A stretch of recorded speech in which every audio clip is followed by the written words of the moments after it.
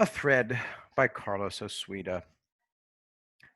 She's lying. From Breitbart.com. Alyssa Milano says she has coronavirus antibodies despite testing negative 3 times.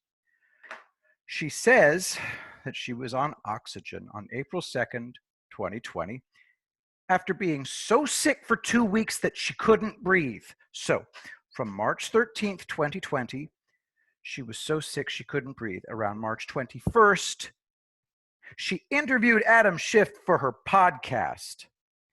And around April 2nd or 3rd, she did a podcast on election hacking. Here's what she sounded like. Fair use. I've listened to it. She sounds perfectly healthy. Gavin Newsom announced on April 1st, 2020, that California's schools would be closed for the rest of the year. LATimes.com, public schools expect to remain closed for the rest of the academic year. Milano gave an interview on April 8th, 2020, in which she describes being in quarantine, no mention of having been sick. And on April 6th, 2020, she gave an interview in which she explained her support of Joe Biden. Sounds fine to me. Remember that she said she was on oxygen on April 2nd, 2020. Why is she doing this? Quote, Milano is demanding a national economic shutdown in response to the Chinese virus. We need a national shutdown now, she says. Print cash, give people UBI, universal basic income, until we get this pandemic under control, end quote. So, a millionaire is lying about being sick in order to rob the rest of us of our incomes.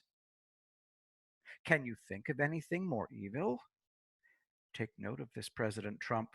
We're all depending on you, as you know. And obviously, you know the stakes. James Woods, I saw a while back that Milano was chastising you for your stubborn defense of this president.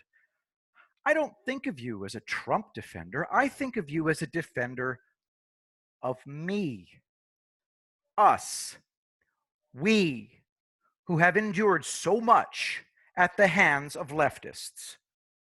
You clearly aren't in this for yourself. You're a big picture guy. You've arrived at a point in your life at which you decided it was time to give back. I'm very grateful. Actors are under no obligation to do anything except turn in a good performance. But you decided to stand up. Stephen Crane has a poem for all occasions. He wrote a poem for you and Donald Trump. Once a man clambering to the housetops appealed to the heavens.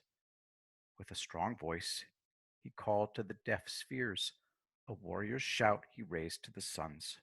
Lo, at last, there was a dot on the clouds. And at last,